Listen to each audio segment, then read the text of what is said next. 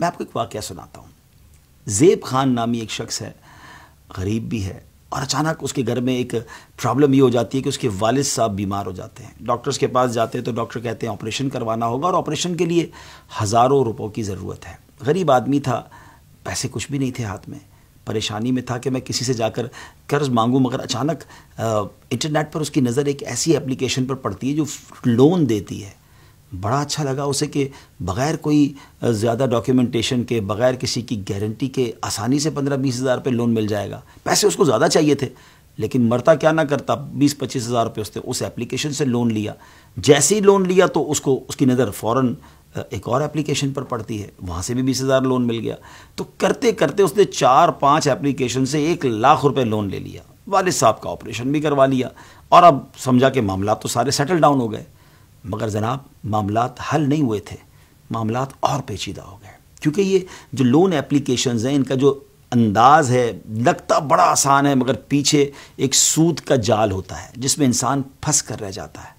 دیکھتے ہی دیکھتے اب مطالبے شروع ہوئے، ان کی ریکوری ٹیم نے رابطہ کرنا شروع کیا اور پتہ یہ چلا کہ جناب 20 ہزار کے لون پر 20 ہزار نہیں کئی لاکھ واپس دینے پڑیں گے. اب جب دھمکیاں ملنے لگیں اور گھر کی معلومات باہر دینے کی باتیں شروع ہو گئی، پتہ چلا کہ ایسے سسٹم ہوتے ہیں کہ ٹیلی فون کے سارے ڈیٹا ان کے پاس چلا گیا، خاندان کی خواتین کی تصاویر بھی ان کے پاس چلی گئی، اور اب عجب انداز سے زیب خان صاحب کو پریشر دیا جانے لگا. آپ یقین کریں وہ شخص جس کے پاس والد کے آپریشن کے لیے چند ہزار روپے نہیں تھے، اب اس نے اور لوگوں سے قرض لے کے اپنی عزت بچانے کے لیے ان اپلیکیشنز والوں کو پیسے لوٹانا شروع کیے. اور کچھ عرصے کے بعد جب اس نے کیلکولیٹ کیا تو پتہ چلا کہ جو 5 اپلیکیشن سے 1 لاکھ روپے لیے تھے اس کی جگہ 5 لاکھ تو وہ پیمنٹ کر چکے، مگر اصل رقم اب بھی باقی ہے.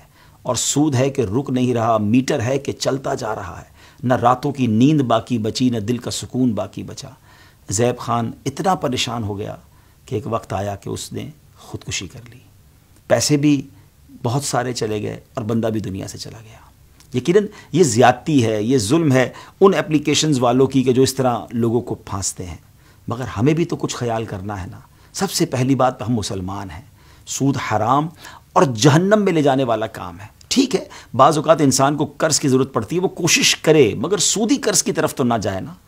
اور پہلے کوشش یہ کرنی چاہیے کہ محنت مزدوری کر کے، اور بعض اوقات تو کچھ لوگ سستی، کاہلی اور کام نہ کرنے کی وجہ سے بھی کئی مشکلوں کا شکار ہوتے ہیں. اگر بندہ خوددار ہو، کام میں، مزدوری میں اور کوشش کرتا رہے تو اللہ پاک راستے آسان کر دیتا ہے. لیکن بہرحال کبھی بھی سودی قرضے کی طرف نہیں جانا چاہیے. احادیث میں مضمون ملتا ہے کہ سود کا کام کرنے والا ایسا ہے کہ وہ اللہ سے جنگ کرنے والا ہے. بتائیے نا، رب سے جنگ کر کے کوئی جیت سکتا ہے؟